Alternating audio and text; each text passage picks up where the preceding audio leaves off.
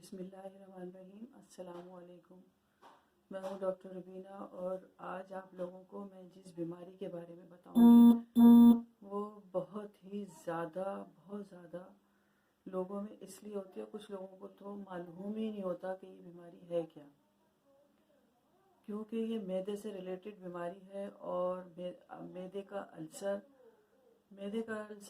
यानी कि stomach ulcer आप लोगों को हमेशा यही याद रखें कि आप लोग जितनी भी सादा ग़िज़ाएँ खाएंगे और जितने रात में ज़रा जल्दी से खा लेंगे, रात में बिल्कुल पहले के लोग थे सादा ग़िज़ा खाते थे, सादी चीज़ें खाते थे, इसलिए ठीक रहते थे।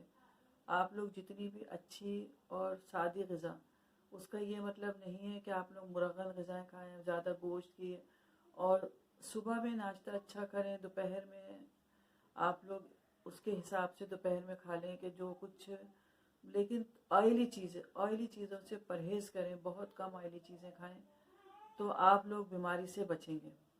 और इस वक्त जो कोरोना की वजह से कोविड-19 चल रहा है, तो घरों में ज़्यादातर लोग वॉक नहीं करते, एक्सरसाइज नहीं करते। इसके मैं आप लोगों को मैदे के अल्सर के, स्टमक अल्सर के बारे में मैं आपको सारी डिटेल बताऊंगी। फिर उसके बारे में आपको दवाइयाँ और उसकी पोटेंसी और उसका इलाज बताऊंगी कि आपको कितनी पोटेंसी में कौन सी दवाई लेनी है। सबसे पहले तो मैं आपको इसका एब्डोमेन अल्सर, इसकी मैं आपको सिम्टम्स बताती हूँ कि कुछ लोगों के सीने में जलन होती है। जलन की वजह से वो लोग समझते हैं कि शायद हमने रात में खाना देर से खाया है, या हमारे सिर्फ सीने में जलन इसलिए हो रही है कि थोड़ा सा ज़्यादा खा लिया है। लेकिन थोड़ी बहुत भी आपको सीने में तकलीफ़ हो, जलन हो, तो लोग दूध पी लेते हैं। हालांकि दूध, पहले कॉन्सेप्ट था कि दूध पी ले तो सीने की जलन आराम हो जाती है, लेकिन नहीं होती सीने की जलन आराम दूध से। दूध पीने से सीने में एसिड बनता है, और एसिड जब बनता है तो इसका मतलब ये है कि आप लोगों का स्टमक ख़राब हो रहा है, स्टमक अल्सर बन जाता है। वो आहिस्ता आहिस्ता स्टमक में ज़ख़म होने शुरू हो जाते हैं, और इसी को मैदे का अल्सर कहते हैं। आप लोग सबसे पहले तो अपना स्टमक का टेस्ट करवाइए, और टेस्ट करवाने के बाद आप लोगों को अगर मालूम हो जाता है स्टमक अल्सर है ये, तो फिर उसका इलाज शुरू कीजिए। क्योंकि ये मैदे की तकलीफ़ बहुत ही बच्चों से लेके बड़ों तक सब में, जो लोग वॉक नहीं करते, एक्सरसाइज नहीं करते, थोड़ा सा भी और देर से खाना खाते हैं, और पिज़्ज़े, चीज़, आजकल बाहर के बर्गर, ये सब चीज़ें खाते हैं, उसके बाद कोला पीते हैं, ये एसिड के लिए। ये बहुत, अगर ज़रा सी सीने में जलन या तकलीफ़ है तो उसके लिए ये 7 अप, पेप्सी, ये हर शख्स तकरीबन 100 में से 90% लोग इसको बहुत अच्छा समझते हैं कि थोड़ी सी तकलीफ़ है, पेट में दर्द है। हालांकि उन लोगों को नहीं पता उससे और मज़ीद गैस बनती है, एसिडिटी, ये बहुत ही ज़्यादा लोगों में हो जाता है।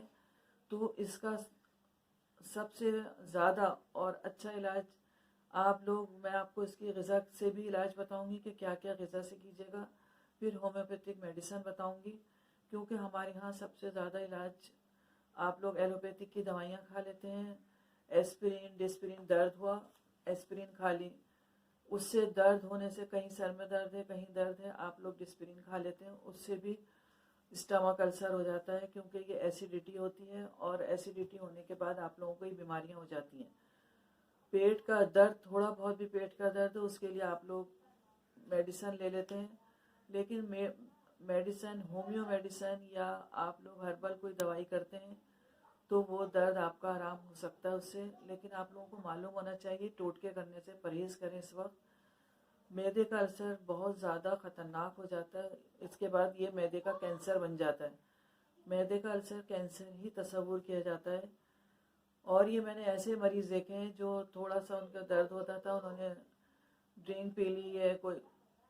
ये सबसे ज़्यादा उन लोगों में होता है जो चाय, कॉफ़ी और ड्रिंक पीते हैं, ये सिगरेट पीते हैं, तंबाकू खाते हैं, उनके यहाँ मैदे का अल्सर बहुत ज़्यादा होता है। रात में खा के ज़्यादातर लोग, गैस बनती है उनकी, और गैस बनने से मोटे लोगों में नहीं, सिर्फ दुबले लोगों में भी मैदे का अल्सर हो सकता है। इसके लिए अगर किसी में वेट ज़्यादा है तो आप अपना वेट कम कीजिए, उसके लिए वेट लूज़ करने की दवाइयाँ नहीं खाएं, वेट कम करने के लिए ग़िज़ा से कम कीजिए। और ये जो बैक्टीरिया जो हो जाते हैं हमारे मैदे के अंदर, उससे ये मैदे का कैंसर फिर हो जाता है। आप टेस्ट कराएं, टेस्ट कराने के बाद आपको अगर मालूम हो जाता है तो सबसे पहले तो कोशिश ये किया करें कि ग़िज़ा अच्छी लें। और ग़िज़ा के लिए आप लोग दही में जो बैक्टीरिया होता है वो हमारे मैदे का अल्सर बहुत हद तक सेट कर देता है। अगर आपको एसिडिटी है, गैस बन रही है या मैदे में दर्द है, आप लोग दोपहर में दही खाएं। ये भी दही भी नहीं है कि रात में दही खा लें। दही खाने वालों का मैदे का अल्सर, मैदे के में दर्द और गैस ये सब ख़त्म हो जाती है। कुछ लोगों में वोमिटिंग का मर्ज हो जाता है मैदे के अल्सर से, तो वो लोग समझते हैं शायद ज़्यादा खा लिया इस वजह से है। लेकिन मैदे का अल्सर भी जब ही होता है जब, और वोमिटिंग उस वक्त होती है, सिम्टम्स इसके यही होते हैं कि कुछ में मैदे के अल्सर में सिम्टम्स में मैदे में उल्टी हो सकती है, किसी लोगों में एसिडिटी होती है, कुछ लोगों में ये पेन होता है बहुत ज़्यादा मैदे में। तो वो लोग डॉक्टर को दिखाने के बजाय कुछ चूरन खा लेते हैं, कुछ कोल्ड ड्रिंक पी लेते हैं, उससे समझते हैं शायद सही हो गया। इससे सही नहीं होता। अब मैं आपको इसके जो दही में गुड बैक्टीरिया मैंने आपको बताए थे, दही इस्तेमाल करें।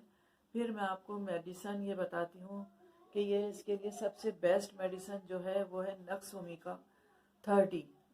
ये मैं आपको डिस्क्रिप्शन में भी लिख देती हूँ। इसको नक्स ओमेगा 30 2 ड्रॉप सुबह, दोपहर और रात लें।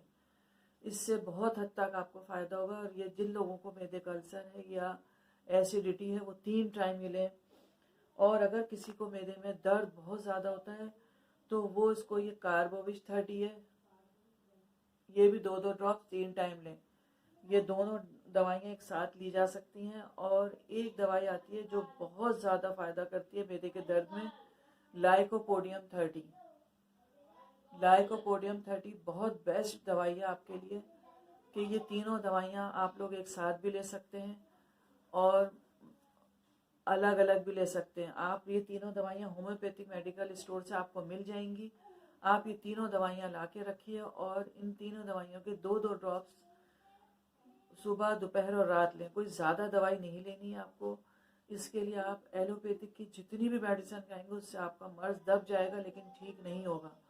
मैंने आपसे ये नहीं कहा कि आप एलोपैथी ख़राब हैं या ये है। मैं सिर्फ इतना कहती हूँ कि होम्यो स्टार्ट करें और होम्यो मेडिसिन से आप जितना फ़ायदा उठा सकते हैं उठाइए। घर बैठे आप दवाइयाँ लीजिए, आपको इससे बहुत हद तक फ़ायदा होगा। और इसको ग़िज़ा से सही करने के लिए जिन लोगों में ये एसिड बनता है उनको विटामिन सी ज़रूर लेना चाहिए। विटामिन सी आजकल बहुत आ रहा है, कीनू में है, और आप लोग अमरूद आ रहा है, ये खाइए। ये आप लोगों को बहुत ज़्यादा फ़ायदा करेगा। दही से आप लोगों को बहुत सही होगा। आप लोग ग़िज़ा में अपनी एहतियात कीजिए और इन बीमारियों से बेहतर है कि आप सबसे पहले ग़िज़ा से इलाज कीजिए, फिर ये होम्योपैथिक मेडिसिन लीजिए। और मेडिसिन के लिए सबसे ज़्यादा ये है कि सुबह में आप लोग जो पराठे तेल में डूबे हुए या बहुत ज़्यादा अचार चटनियाँ खाते हैं, ये छोड़ दीजिए। मिर्च मसाले वाली चीज़ें छोड़ दीजिए।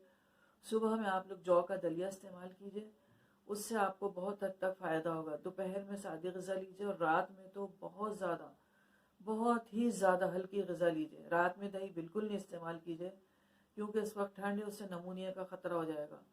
दोपहर में और सुबह में आप दही ले सकते हैं। और ये दूध से, जो लोग कहते हैं ना दूध से सही हो जाता है, दूध से एसिड बनता है और एसिड बनने से गैस बनती है और जितनी गैस बनेगी उतने ही स्टमक में पेन होगा ग़िज़ा से। और ये इससे मैंने आप लोगों को ये बताया। ये आप लोगों को अगर मेरी वीडियोस अच्छी लगती हैं तो मेरी वीडियोस को लाइक और शेयर कीजिए और इसको सब्सक्राइब, जो फर्स्ट टाइम देखते हैं वो सब्सक्राइब ज़रूर कीजिए। मैं आप लोगों के लिए बहुत मेहनत से और अच्छी वीडियोस लाती हूँ ताकि आप लोग इससे फ़ायदा हासिल कर सकें। और जिन लोगों को बहुत ज़्यादा ऐसा मर्ज है, वो मेरा क्लिनिक का एड्रेस मैंने आपको लिख दिया है डिस्क्रिप्शन में। उसके अंदर मैंने आपको अपना फ़ोन नंबर भी दिया है। व्हाट्सएप नंबर पे आप लोग मुझसे बात कर सकते हैं। कोई किसी भी बीमारी के बारे में उस व्हाट्सएप नंबर पे बात कीजिए, मैं आपको उसकी मेडिसिन बताऊंगी। तो घर बैठे आप लोग अपना इलाज कीजिए। और मुझसे आप लोग सुबह में 11 बजे से और 1:30 बजे तक मैं क्लिनिक में होती हूँ। उसके बाद आप जिस वक्त भी चाहें मुझसे बात कर सकते हैं। रात के अलावा मैं आपको अपना नंबर व्हाट्सएप कर दूँगी। इसके अंदर लिखा होगा मेरा, आप उसमें मुझसे बात कीजिए। अल्लाह हाफिज़।